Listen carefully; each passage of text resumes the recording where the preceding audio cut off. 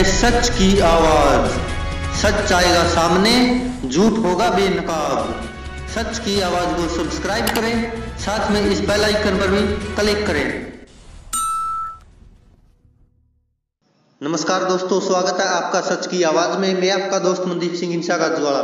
दोस्तों, जैसा कि आप सबको पता है, हमारे देश में जो आतंकी हमला हुआ पुलवामा में, उन्हीं शहीदों को श्रद्धांजलि देने के लिए हमारे गांव गाजूवाड़ा में विजय हरिपाल सरपंच की अध्यक्षता में कैंडल मार्च निकाला गया और शहीदों को श्रद्धांजलि दी गई। जैसा कि आप देख सकते हो इस वीडियो में, जो शहीदों को श्रद्धांजलि देने के लिए हमारे गांव के बच्चे, बुजुर्ग, नौजवान सभी वर्ग के लोग शामिल हुए। और देखने वाली बात ये थी दोस्तों कि हमारे गांव के बच्चे सबसे ज्यादा मौजूद थे, जिससे कि देशभक्ति की भावना उनमें कूट कूट कर भरी जा सके। और यह बहुत ही अच्छा कार्य किया गया, जो कि विजय हरिपाल सरपंच के अध्यक्षता में हुआ। भारत माता की जय! भारत माता की जय! भारत माता की जय! वंदे मातरम! वंदे मातरम! वंदे मातरम! वीर शहीद अमर रहे! अमर रहे! अमर रहे! वीर शहीद अमर रहे! अमर रहे! अमर रहे! वीर शहीद अमर रहे! अमर रहे! अमर रहे! भारत माता की जय! भारत माता की जय! हिंदुस्तान जिंदाबाद! पाकिस्तान मुर्दाबाद! हिंदुस्तान जिंदाबाद! हिंदुस्तान जिंदाबाद! पाकिस्तान मुर्दाबाद! पाकिस्तान मुर्दाबाद! सारे भाई 2 मिनट आराम तक मौन खड़े हो जाओ। दोस्तों, हम आपको बताना चाहते हैं कि जो हमारे पुलवामा में शहीद हुए हैं जो भाई, वो अकेला ये नहीं कि पाकिस्तान की गलती से हुए हैं, बल्कि कहीं ना कहीं हमारे देश के गद्दारों का भी जरूर हाथ रहा होगा। क्योंकि आप सबको पता है कि इतनी ज्यादा वजनदार RDX 200 किलो के करीब RDX लेकर आना, और वो भी उस हाईवे पर जहां पर की सेना गश्त कर रही है, दोस्तों यह सोचने पर मजबूर कर देता है। क्योंकि अमेरिका ने 10 दिन पहले ही बता दिया था कि हमारे देश में आतंकवादी हमला होगा, जो कि किसी राजनीतिक पार्टी द्वारा करवाया जाएगा। यह संदेह पैदा करता है दोस्तों, क्योंकि हमारा देश जिस तरह से मीडिया और हमारे देश के राजनेता जिस तरह से पैसे के लिए कुछ भी करने को तैयार है, तो हम ये मना नहीं कर सकते, कहीं ना कहीं जरूर कहीं ना कहीं चूक हुई है और उनको छूट दी गई है।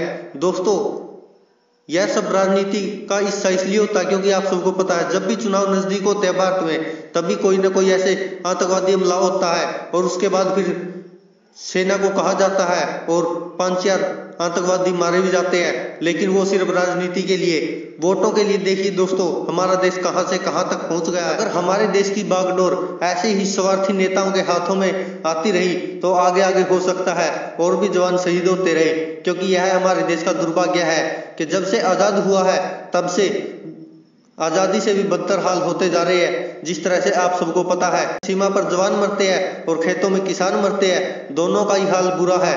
तो दोस्तों, आपसे निवेदन है, अगर हम 1 दिन या 2 दिन ब्लैक DP लगा लेते हैं, उससे कुछ नहीं होने वाला। अगर आपने कुछ करना है तो हमारे देश के लोगों की सोच बदलिए, उनको रूबरू करवाइए कि हमारे देश के नेता क्या है, क्या कर रहे हैं। क्योंकि आप सबको पता है कि हम लोग क्या करते हैं, जो टीवी में दिखाया जाता है उसी पर विश्वास करते हैं कि अब भारत ने ये कर दिया, भारत वो करा, लेकिन वो कुछ भी नहीं होता दोस्तों। असल सच्चाई से हमें रूबरू करवाया नहीं जाता। क्योंकि आप सबको पता है, सभी मीडिया वाले, जो भी टीवी चैनल है, सबको सरकार का डर होता है। और अब तो इतना ज्यादा डर है, अगर कोई सरकार के खिलाफ कुछ भी बोलता है तो उसको निकाल दिया जाता है, जान से मारने की धमकी तक दी जाती है। और भी पता नहीं किस तरह से समाज से उसको दूर करने की कोशिश की जाती है। और कुछ पत्रकारों के साथ हुआ भी है, वो चाहे कोई भी हो, जिसने भी सरकार के खिलाफ आवाज उठाई है या कुछ भी ऐसा दिखाया है जो कि सरकार के खिलाफ होता है, उसका जो असर हुआ वो आप सबके सामने ही है दोस्तों।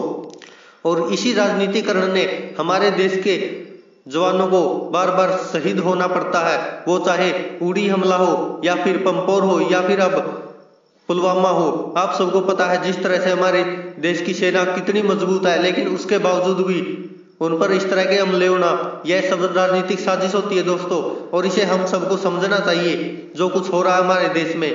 क्योंकि आप सबको पता है जिस तरह से तानाशाही का राज आता जा रहा है, सभी जांच एजेंसियों को सरकार अपने अंडर में कर रही है और सीबीआई को, जो कि हमारे देश की सबसे बड़ी स्वतंत्र जांच एजेंसी है, उसको तो बिल्कुल ही एक तोते की तरह बना दिया। जो कुछ करवाया जाता है वो सब सरकार के अंडर में ही होता है।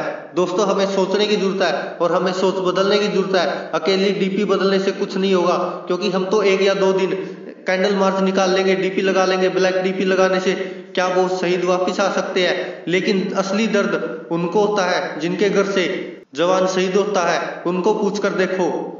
हमारे लिए तो 1 या 2 दिन निराशाजनक रहता है, हम डीपी लगा देते हैं ब्लैक, लेकिन उनकी जिंदगी में हमेशा के लिए अंधेरा छा जाता है। जिस घर से वो जवान शहीद होता है, उनका दर्द समझने वाला कोई नहीं है। दोस्तों, ये नेता तो सिर्फ तब तक ही अपनी राजनीति चमकाते रहते हैं, वो चाहे सेना हो या कुछ भी हो, उनको सिर्फ वोटों से ही मतलब होता है और उसी के लिए सब कुछ करते हैं। लेकिन दोस्तों, समझने वाला कोई नहीं है, उनका दर्द कोई नहीं समझ सकता। और हम लोग भी तभी समझेंगे जब हमारे घर से कोई शहीद हो जाएगा, तब हमें समझ आएगा कि आखिर दर्द क्या होता है। और यह नेता लोग, इनके ऊपर ऐसा हमला होगा तभी इनको भी समझ आ जाएगा कि आखिर शहीदों का दर्द क्या होता है। धन्यवाद दोस्तों, देखते रहिए सच की आवाज। मैं आपका दोस्त मनदीप सिंह इंसा काजूवाला ऐसे ही सच से आपको रूबरू करवाते रहेंगे। वो सच जो कि हमारे देश की बिकाऊ मीडिया दलाल पत्रकार नहीं दिखा पाते, वो सच दिखाने की कोशिश हमेशा रहेगी। जय हिंद, वंदे मातरम।